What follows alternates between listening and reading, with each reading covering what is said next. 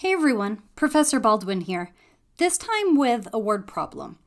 The height h in feet of a baseball after t seconds is given by this trinomial, h equals. At what values of t is the height of the baseball 75 feet?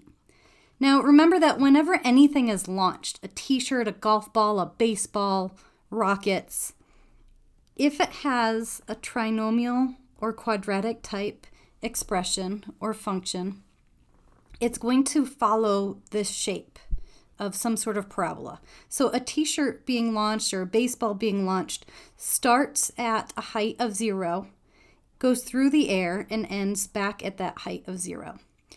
So to find a specific height, like 75 feet, we're going to plug that into our equation to figure out at what time it hits that 75 feet.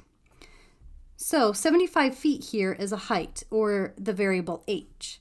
And if we substitute that in, we have 75 equals negative 16t squared plus 88t plus 3. Now, in order to solve something, right, we need to solve for the values of t. We need to get this into standard form. So we want to get everything onto one side and have it equal to 0.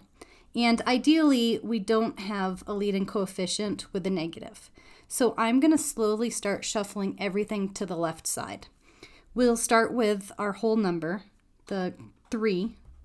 So subtracting 3 from the right and the left, we get 72 equals negative 16t squared plus 88t. Now we can add 16t squared to both sides to get that over to the left. And at the same time, we can subtract the 88t. So what that does is everything on the right is gone, so it's 0. And we've shifted everything to the left to give us 16t squared minus 88t plus 72. And now that it's in standard form, we can factor it. Factor and then solve. And remember, your first step is to see if there's a GCF. And 16 and 88, right away you can see that they have an 8 in common. And we know that 8 times 9 is 72. So our GCF is an 8. If we factor out the 8, we have 2t squared minus 11t plus 9, and that equals 0. Now remember that we can divide both sides by 8, and that gets rid of that GCF on the left. And 0 divided by 8 remains as 0. So we're left with just that trinomial that's in the parentheses. 2t squared minus 11t plus 9 equal to 0. And since we factored out the only GCF, we're left with a leading coefficient that's not a 1. So we need to use that key number method so that we can rewrite our middle term, the negative 11t, and then factor with grouping. So our key number, a times c, or 2 times 9, is 18. And our b value, the middle term, is negative 11. So we need two numbers that multiply to 18, but also add to give us negative 11. Now, to multiply to a positive, but add to a negative, they're both going to have to be negative. And it's negative 9 and negative 2. So remember, I'm going to use these two values, negative 9 and negative 2, to rewrite that negative 11t. That gives me 2t squared minus 2t minus 9t plus 9 equals 0.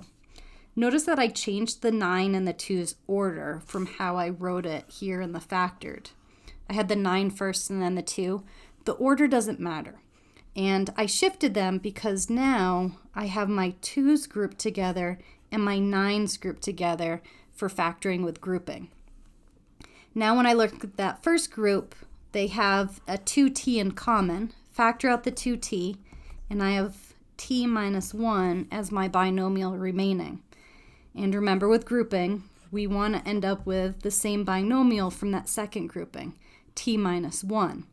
And to get that, we have to factor out a negative 9. And then we're down to those two terms. So we factor out the binomial they have in common, the t minus 1, and we have the binomial 2t minus 9, and those are both equal to 0. Now that we have it fully factored into two binomials, we use that zero product property. So our first factor, t minus 1, is equal to 0, or the second factor, 2t minus 9, equals 0. And then we need to solve for that variable of t. For the first one, we have t minus 1, so to isolate t, we need to add 1 to both sides, giving us t equals 1, or time equals 1. And on the second one, we need to add 9 first. That brings us to 2t equals a positive 9.